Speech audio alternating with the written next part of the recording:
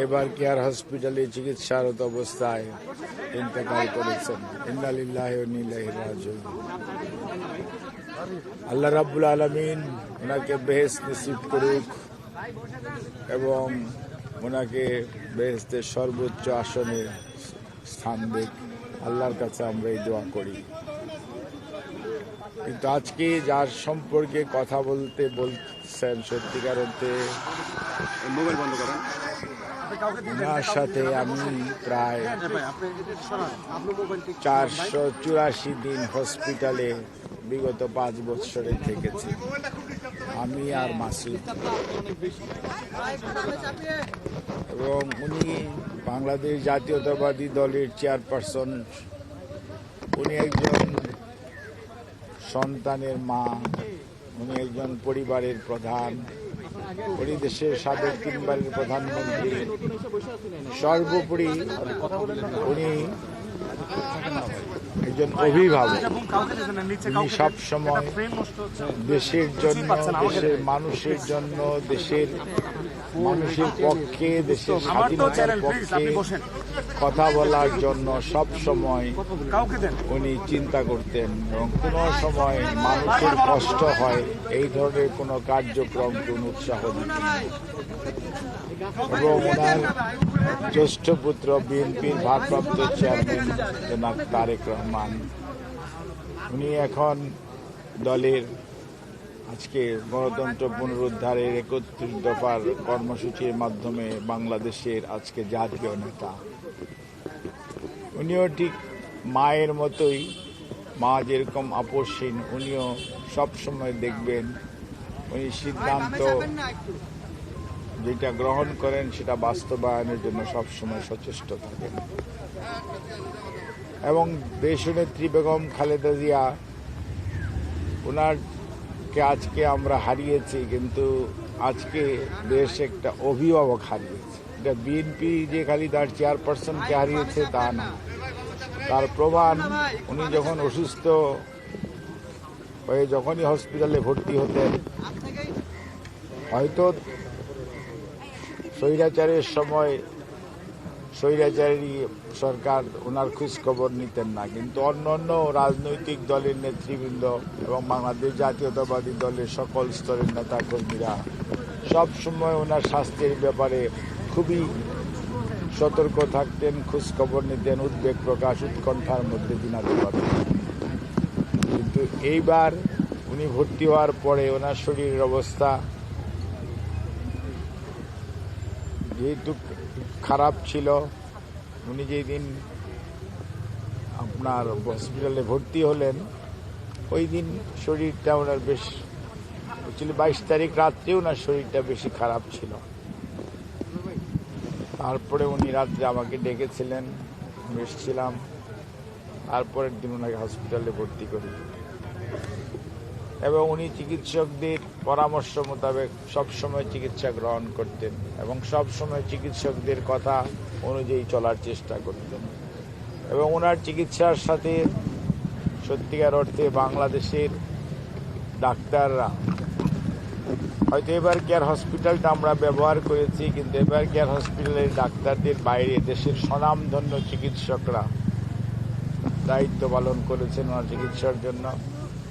এবং new York এবং জন হপকিন্সের, মানে মাউন্ট সিনাই এবং জন হপকিন্সের চিকিৎসকরা ওনার চিকিৎসার ব্যাপারে দায়িত্ব পালন করেছেন।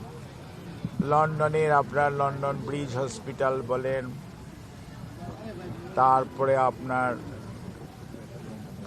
লন্ডন ক্লিনিক বলেন, আর ক্যামব্রিজ ইউনিভার্সিটি হসপিটাল বলেন, ইনাদের স্বনামধন্য চিকিৎসকরা ওনার মেডিকেল বোর্ডের সদস্য ছিলেন। ওনার বড় ছেলে জনাব তারেক রহমানের সহধর্মিণী ডাক্তার জুবাইদা রহমান এই টিমের সব সময় সদস্য ছিলেন। জনাব তারেক রহমান রাজনীতি নিয়ে অনেক ব্যস্ত থাকতেন, দল সংগঠিত করার জন্য দায়িত্ব পালন করেছেন, কিন্তু এর মাঝেও উনি ওনার মায়ের চিকিৎসার জন্য সার্বক্ষণিকভাবে মেডিকেল টিমের উপর যেমন নির্ভরশীল ছিলেন, দায়িত্ব দিয়েছিলেন, একইভাবে নিজেও প্রতিদিন মায়ের চিকিৎসা স্বাস্থ্যের সবসময় খোঁজ নিতেন এবং সবসময় উনি তদারকি করতেন যাতে কোনো অবস্থাতেই ওনার আম্মার চিকিৎসার কোনো ধরনের ব্যত্যয় না ঘটে এবং সর্বোচ্চটা করার জন্য চেষ্টা করতেন। এবং অনেকের মধ্যে অনেক প্রশ্ন থাকতে পারে, কিন্তু মনে রাখতে হবে চিকিৎসার ব্যাপারে করোনাকালীন সময়ের কথা যদি আপনারা মনে করেন, করোনা এমন একটা অসুখ ছিল, তখন ছেলে মেয়েরা তার মা বাপকে ফেলে রেখে চলে যেত, মা তার ছেলেকে রেখে গেছে, ছেলে তার মাকে রেখে চলে গেছে, এরকম সিচুয়েশন ছিল। ওই সময়ও কিন্তু দেশনেত্রী চিকিৎসার জন্য এই চিকিৎসকরা ওনার প্রতি যে মমত্ববোধ এবং আপনারাও সাংবাদিকরা যে আপনাদের যে উৎকণ্ঠা প্রকাশ করেছেন, প্রতিবার যখন অসুস্থ হয়েছে আপনাদের যে সহযোগিতা আমরা পেয়েছি সেইটি, এবং আজকেও আপনাদের যে ব্যাপক উৎকণ্ঠা এবং আপনাদের উপস্থিতি, এই জন্য সত্যি সত্যি আমি আমার নিজের পক্ষ থেকে, আমাদের দল জাতীয়তাবাদী দলের পক্ষ থেকে আপনাদেরকে কৃতজ্ঞতা জানাই।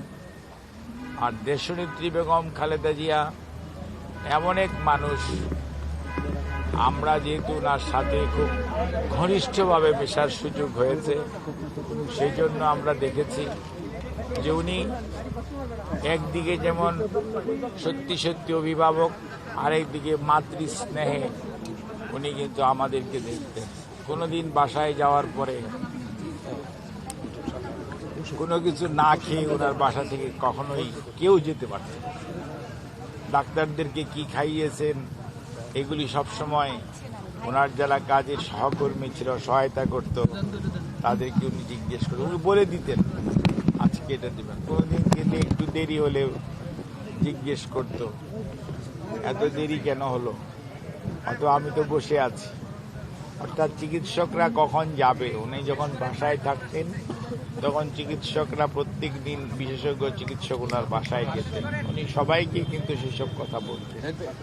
কাজেই আমি আজকে এই দিনে আমি বলবো যে চলেন আমরা সবাই আল্লাহ রাব্বুল আলামিনের কাছে ওনার আল্লাহ বেহেশত নসিব করুক সেজন্য দোয়া করি, এবং জাতীয়তাবাদী দলের সকল নেতা কর্মীকে এই কষ্ট সহ্য করার এবং ভারপ্রাপ্ত চেয়ারম্যানকে এই কষ্ট সহ্য করে দায়িত্ব পালন করার আরো তৌফিক দিই। আপনাদের সবাইকে অনেক সময়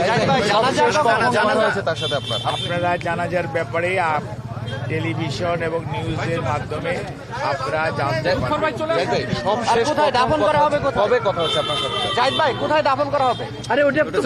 আপনাদের সবকিছুই জানানো হবে এবং কোনো জিনিসই জানানোর বাইরে আপনি দীর্ঘদিন তার চিকিৎসার ব্যাপারে খোঁজ খবর রাখছেন এবং হাসপাতালে নেওয়ার পর থেকে আজ অবধি আপনি ছিলেন সেখানে, সবশেষ তার সাথে কবে কথা হয়েছে আপনার? আপনি যদি বলেন যে সবশেষ কবে মনে করেন আপনার 1 ডিসেম্বরে ওনাকে প্রথম ডায়ালাইসিস স্টার্ট করা হয়েছে, তার পরবর্তীতে ওনাকে আপনার ইলেকট্রিক ভেন্টিলেশনে নেওয়া হয়েছে, তারপরেও ওনার সাথে আমাদের কথা হয়েছে বা আমরা যখন ওনাকে ডেকেছি উনি আমাদের কথার জবাব দেওয়ার চেষ্টা করেছেন এবং রেসপন্স করার চেষ্টা করেছেন। কাজেই উনি রুগী হিসাবে আমরা ওনার সাথে, যেহেতু একজন মানুষ খুবই অসুস্থ, আমরা তো আর সবসময় ওনার সাথে কথা বলার চেষ্টা সবসময় করা ঠিক না, শারীরিক অবস্থার উপর নির্ভর করে। কোনো অবস্থাতেই আমরা ওনার রোগ বৃদ্ধি পাক এই ধরনের কোনো আচরণ কোনো চিকিৎসক করে না। কাজেই কবে কথা হয়েছে এরকম স্পেসিফিক্যালি বলার মতো আমার মানসিক অবস্থা এখন এই মুহূর্তে নেই। তবে আপনাদের জানার জন্য বলি, উনি সব সময় চিকিৎসকরা আমরা যখন ওনাকে দেখতে যেতাম বা দেখতাম বা আমি প্রচারের পাশাপাশি থাকতাম, ওনার সাথেই থাকতাম, উনি সবসময় শি ওয়াজ রেসপন্ডিং। অর্থাৎ ওনাকে যদি জিজ্ঞেস করা হতো বা কথা বলার জন্য বলা হতো অথবা ওনাকে বিভিন্ন প্রশ্ন করা হতো, প্রত্যেকটিরই উত্তর দেওয়ার চেষ্টা করতেন। জাহিদ ভাই লাস্টে একটা প্রশ্ন, ওনার সঙ্গে যে আপনার স্মৃতিগুলো রয়েছে